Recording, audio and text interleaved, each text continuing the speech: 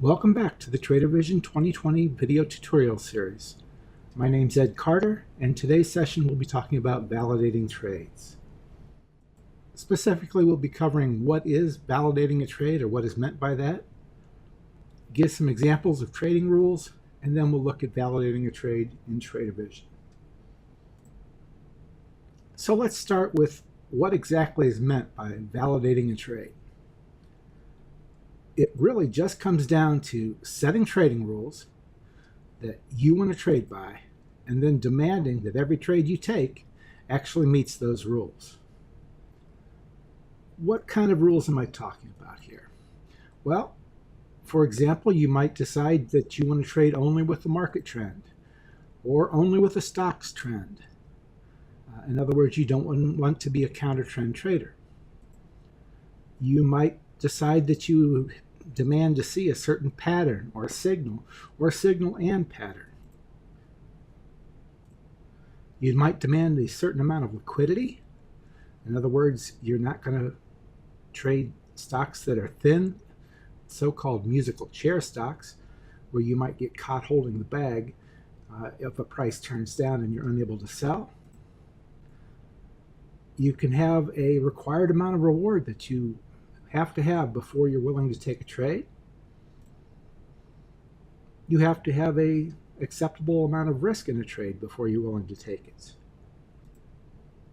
And then, of course, you have to have an acceptable amount of reward to risk ratio, because a very, very high reward with a very, very high or higher than normal acceptable risk still might not give you the reward to risk ratio that you demand.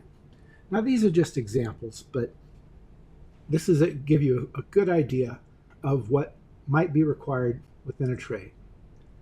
So let's now look at what validating a trade in Trader Vision might look like. In order to do that, we need a stock. So let's just use GSAT as an example.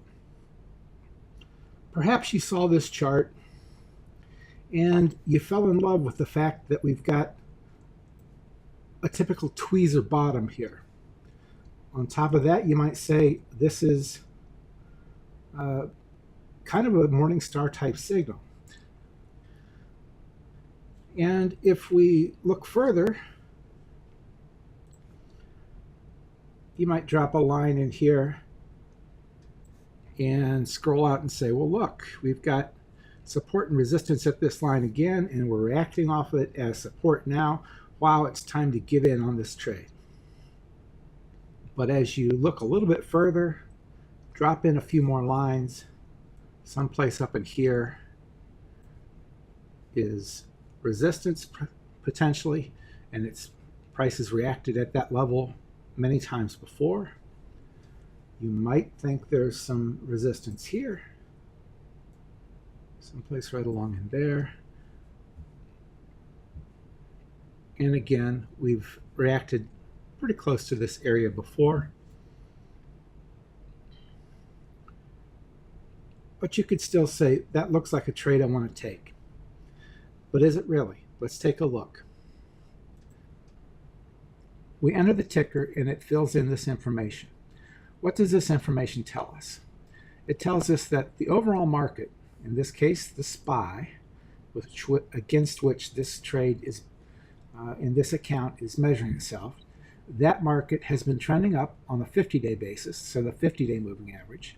The 5-day moving average, which we've defined as the short-term period for this account, is also trending up on the market. So the market has two bullish factors in favor of it that we would be trading with the trend. However, the stock itself, it's trending down using the 50-day moving average. It's trending down looking at the 5-day moving average. It's also trending down if you look at the relationship of the 8 exponential, or the T line, in relation to the 34-day moving average exponential. Those are 3 negative trend factors for this trade.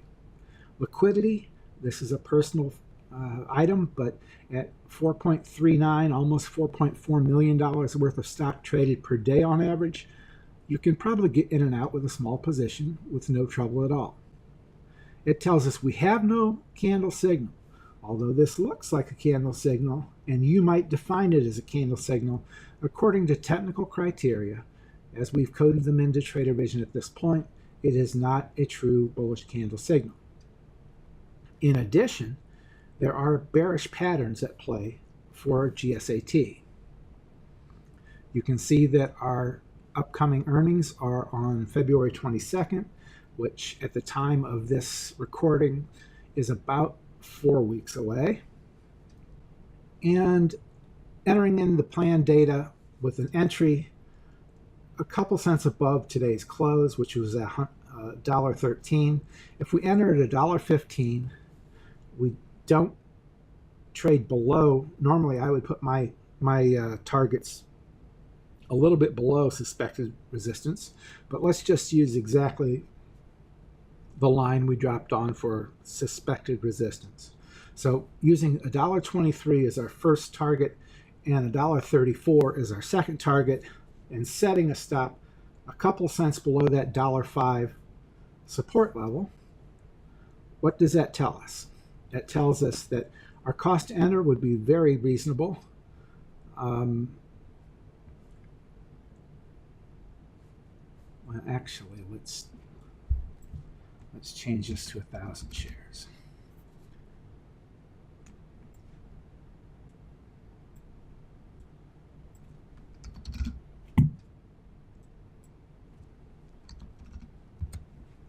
Okay. If we sold half the position at each of those targets, we would have a very low risk, $140 basically, if we were stopped out. Our reward, however, is only going to be $120. So even with 1,000 shares, our upside is only going to be $120, while our risk is $140. That gives us a risk to reward that's less than 1 to 1. So as we look at this trade, we have to say to ourselves, does this validate with my trade rules? Do I want to take a trade that has 4 bearish factors where I'm going long and only 2 bullish factors? Those are both market conditions. Do I want to take a trade where the reward is so small, $120? Do I want to take a trade where the reward to risk ratio is less than 1 to 1? My personal answer to that question is no, I do not want to take this trade. Whether I consider this to be a morning star, whether I consider this to be a tweezer bottom, it doesn't matter. To me, there are still too many factors stacked up against it. This trade just does not validate according to my trading rules. And that's the whole idea that I wanted to get across today. You set these rules in Trader Vision. The program forces you to look at these factors, or at least it shows them to you, and gives you a chance to work a standardized and strong process where you're evaluating every trade based on your trade rules, based on the earnings date that's coming up, based on the reward that you can make and the risk that you have to take for that trade, and then the ratio of that reward to risk. And with all those things in mind, you can then make an informed decision about whether or not that trade validates for you. Perhaps we can do one more example. Let's look at P, one of them, Pandora. Yeah, I guess Pandora might be something you might trade. You may see this chart and say, wow, I like that doji gap up. Kind of a trader's best friend, a little bit of a high wick there, but kind of a trader's best friend. But maybe I can get in here early and get on this, a great entry on this beginning of a new trend. However, we start dropping some lines in here just to give us an idea. Let's go out here maybe to a weekly chart. No, let's go out to a monthly chart. Nothing really. Okay, so let's say that those are, just for argument's sake, let's say that those are How about right there is a pretty good line. We've got a lot of touches there. That's potentially resistance. So let's see what we can do to trade out, to plan out this trade and see if it validates. So let's close this trade, open another trade here, put in the P symbol. Let's change this. We're only willing to risk $200 again. And let's take a quick look at earnings.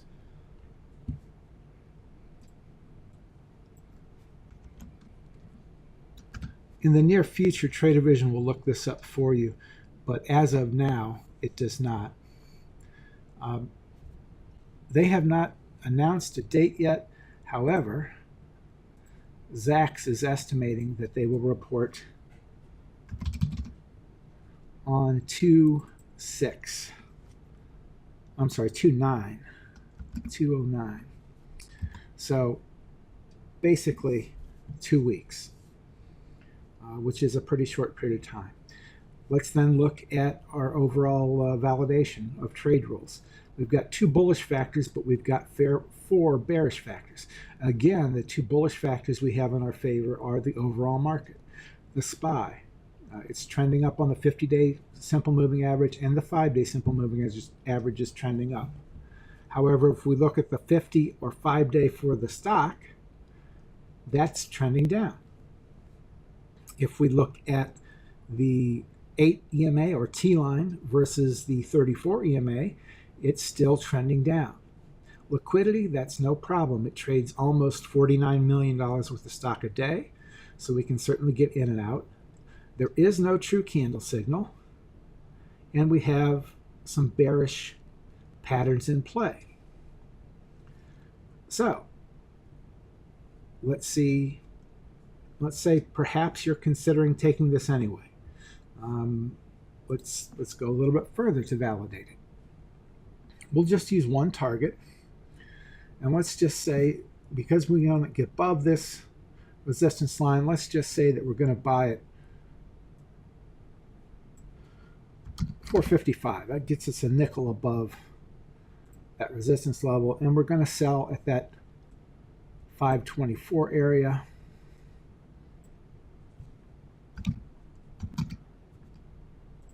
We have to decide where we're going to put our stop. In this case, probably going to say that's potential support there, and the V stop takes us down in this area as well. So let's just say that 409 is a support level, and we won't even go below that. So let's just say 409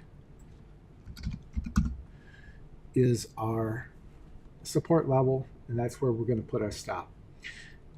It says we can buy 413 shares. Let's just do 400 here, see what that does for us. If we did 400 shares, first of all, it would be a little bit big for our account, but that's okay. Let's say we can look past that. Okay. If we were to buy 400 shares at $4.55 and we held them and sold at $5.24, we would clear or make 14.5%, which is $266. However, with the stop down here at 409, that tells us that we would have to risk almost $194. So that gives us a 1.37 to 1 reward to risk ratio. And again, now we need to look at this and validate it. We've got 4 factors at least, and I consider not having a true candle signal as a bearish factor as well. So I would say we have five things going against us taking a long trade here. And we have 2, the overall market, on the bullish side. On the risk versus reward validation, am I really willing to risk $194 to make $266? And my answer to that is no. Now, if I could, justify moving the stop up a little bit, maybe that would improve the reduce the risk and improve this trade. So if I could say, well, let's say I'm going to move my stop up here to 421. Let's see what that would do to us. If that's a reasonable place to put it, we now look at it, and now we're closer to 2 to 1. We're 1.82 to 1. And you have to think, do you want to take this? A little less than 2 to 1 reward to risk, several bearish indicators or factors going against you, earnings coming up in 2 weeks. Do you want to take this trade? To me, this trade doesn't validate, and again, we've proven the point. By working our process, we've avoided taking a trade that has a low reward, high risk, or at least relatively speaking, and has other factors lining up against it, such as the trend of the stock in the short and long term, and bearish patterns, so forth. So again, for me, this trade does not validate. So again, that's all I wanted to cover in this session. Just a quick session on how to validate trades against your trading rules, against the rules built into Trader Vision, and help you to take trades that offer you a better chance to meet your goals, which will help you increase your win rate and in the long run help you to become a more successful trader. I thank you for your attention, and I look forward to talking to you next time where we talk about planning out a trade.